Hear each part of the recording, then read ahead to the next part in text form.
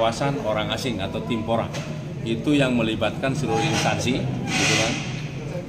Ada penegakan hukum, ada dari teman-teman kepala dinas.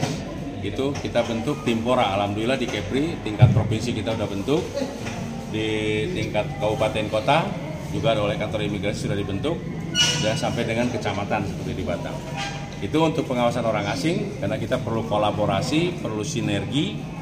Kita juga sesuai dengan amanat undang-undang membentuk pengawasan orang asing, namanya Timpora. Nah, untuk operasi imigrasi itu mempunyai dua mekanisme, yaitu operasi mandiri dan operasi gabungan. Nah, operasi mandiri itu hanya imigrasi. Kami jujur, kami juga perlu dukungan masyarakat. Jangan sungkan menginformasikan bila ada orang asing yang memang mencurigakan, ya. Informasikan kepada kami, nanti ini sama Pak Kakanim, Pak Ben, Yuda dari Imigrasi Tanjung Pinang akan turun ke lapangan mengecek informasi tersebut.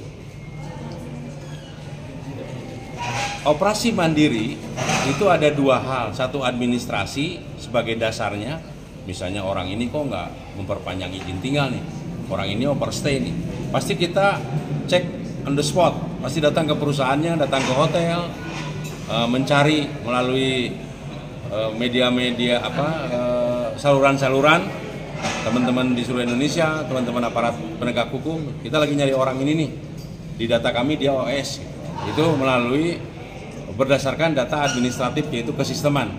Yang kedua adalah check on the spot, lapangan, ya, operasi pengawasan orang asing lapangan, berdasarkan satu adanya laporan dari masyarakat dan juga dua hasil rapat Timpora. Itu biasanya kami langsung turun ke lapangan melakukan operasi mandiri. Itu sudah terjadwal berapa operasi yang harus saya laksanakan di wilayah ini. Dan yang kedua operasi gabungan. Alhamdulillah saya sudah melakukan operasi gabungan di Kepri kerjasama dengan teman-teman BC, dengan Pak Kanwil, Pak Adang di Kanwil Bea Cukai Kepulauan Riau yang ada di Tanjung Balai Karimun. Alhamdulillah saya terima kasih sekali dengan teman-teman Bea Cukai, Pak Kanwil, Pak Adang bantu betul. Kita melakukan operasi putar wilayah Kepri kemarin. Pemetaan bagaimana sih orang asing atau kapal-kapal asing itu bisa masuk. Dan ada juga satu suspek kemarin tuh. Terus yang kedua, kemarin kami melakukan operasi gabungan di laut dengan Polair, Pairut. Saya juga berterima kasih kepada Pak Kapolda, Pak Waka, dan juga Pak Dir Polairut. Nah, dari dua kegiatan operasi gabungan di laut, insya Allah saya akan terus menggelorakan, dan sudah laporkan ke pusat, nanti kami hadir dalam pengamanan laut juga. Segera kami juga akan beroperasi dengan teman-teman TNI, bagaimana sih kita bisa collab itu di laut. Terkait operasi lapangan di perusahaan-perusahaan, kami di Batam sudah melakukan operasi Wira Waspada kemarin 5 bulan lalu bagi investor-investor yang tidak memenuhi kewajibannya. Itu pun kolaborasi dengan BKPM. Istilahnya kalau bahasa kita investor bodong lah kemarin tuh. Hanya ingin izin tinggal tapi tidak ada kontribusi ke negara. Ini kita sudah tindak kemarin, dan ini juga menjadi warning dan juga penjaminan bagi TKA. Kemarin sudah di Batam, langsung dari Jakarta, namanya Wira Waspada. Secara serentak Wira Waspada juga kemarin sudah dilakukan. Setiap perusahaan kita tanggal 16 ya, 16 kemarin bulan Juli. Tanggal 16 bulan Juli kita Wira Waspada seluruh Indonesia. Di sini ada 11 ya. 15. Ada 15 di Pinang yang kita deportasi. Di Batam itu ada sekitar berapa ya? 20-an lebih lah. Kita deportasi dan kita blacklist istilahnya. Saya sekali lagi mohon bantuannya ya. Ya kita juga nggak mau kan ada keinstabilitas dengan keadaan orang asing. Yang kita mau adalah orang asing yang bermanfaat ya, yang bisa tinggal di Indonesia ini. Pak, itu mungkin. Kalau dari Data kita berapa sih Pak jumlah warga asing yang ada di wilayah? Kalau di Tanjung Pinang sih sekitar 2000-an. Kalau jumlah kita bisa share nanti Pak ya. Secara data karena kita juga fluktuatif, ada yang datang, ada yang keluar. Jadi kami sekarang mungkin sekitar 2.600. Dan kami sudah mengembangkan namanya setiap hotel APOA namanya, aplikasi pelaporan orang asing. Setiap hotel sudah kami siapkan cukup dengan handphone. Itulah data penghuni hotel, wisma, penginapan. Kita terus evaluasi APOA ini, bagaimana orang yang memberikan penginapan kepada orang asing agar melaporkan kepada imigrasi melalui aplikasi yang sangat sederhana, tidak usah ngetik lagi, paspornya di scan, datanya langsung masuk ke kami. Itu yang mempermudah teman-teman untuk pengawasan. Pak, seperti yang dideportasi tadi itu rata-rata apa permasalahannya yang dideportasi kita deportasi? Rata-rata pertama gini kan, ada izin tinggal, ada izin kegiatan. Misalnya dia sebagai dokter, tapi kegiatannya masak, gitu kan, koki, itu sih benerin tuh. Banyak lah, terus melebihi batas waktu, misalnya gitu kan, OS, kita deportasi tuh. Ada beberapa yang memang kita pertama bukti juga kurang daripada juga, karena manfaatnya kalau kita P21 atau di penjara, kita mendingan untuk orang asing itu yang lebih betul-betul cepat dan berasa bagi mereka, gitu kan, deportasi cekap. Rata-rata dari negara mana tuh yang kita deportasi? Cina. Mayoritas Cina. Pak, satu lagi Pak, tadi yang Bapak sampaikan ada 3.000 yang kita tegah TPPO ya? Tunda keberangkatannya. Tunda keberangkatan itu rata-rata warga kita atau dari mana tuh? Ada, tapi sebagian besar di luar Kepri, dan ini juga udah dibaca lah sama teman-teman APH. Ada juga sih warga Kepri, dan kita juga dilema kalau warga Kepri kan itu tadi Pak, ada saudara di sana, itu kan ada saudaranya di sana, ditolak tuh masa sih?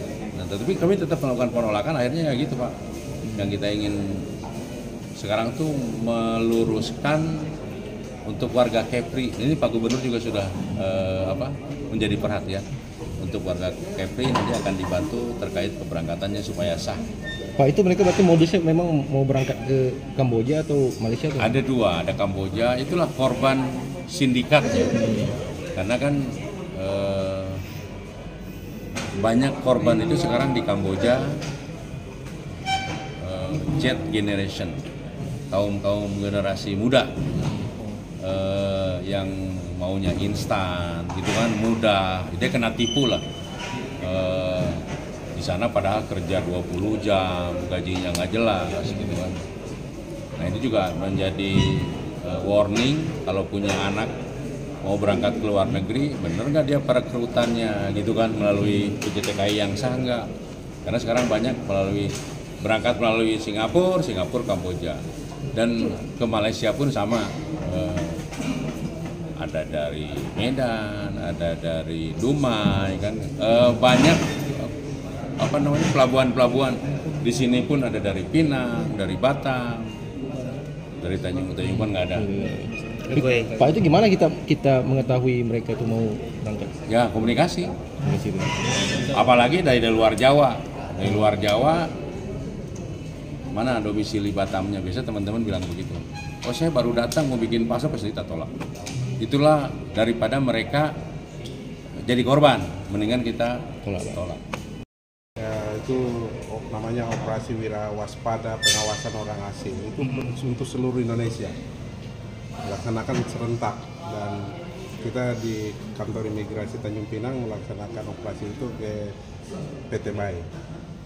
Dan pada saat operasi itu kita mendapati ada 15 orang yang menyalahgunakan izin tinggal, ya bukan izin kerja ya, itu karena izin kerja itu kewenangan ada di Kementerian Tenaga Kerja dan Dinas Tenaga Kerja, tapi menyalahgunakan izin tinggal.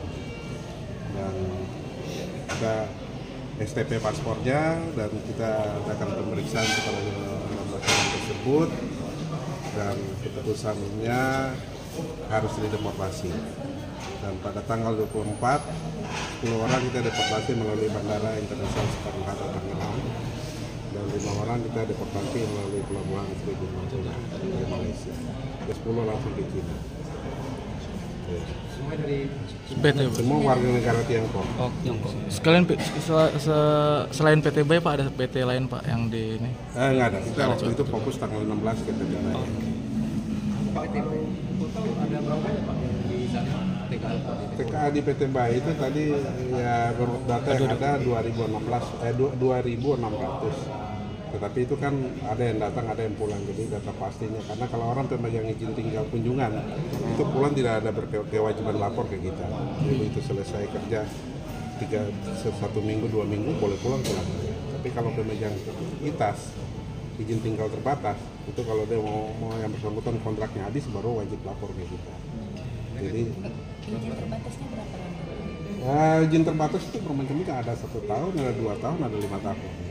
Bisa perpanjang. Itu ya bisa perpanjang, 4 kali perpanjang. Pak, untuk orang asing yang masuk ke Tanjung Pinang ada berapa banyak Pak sampai saat ini? Itu tadi 2.600. Itu yang kerja di PT Bay. Itu yang kerja ya Pak? Enggak, maksudnya yang masuk ke Tanjung Itu Pinang. dari seluruh Tanjung Pinang Pak datanya PT Bay? Warga biasa kan, pelabuhan kita kan di Tribun Pura itu kan sehari itu ada 6 kali kapal yang masuk.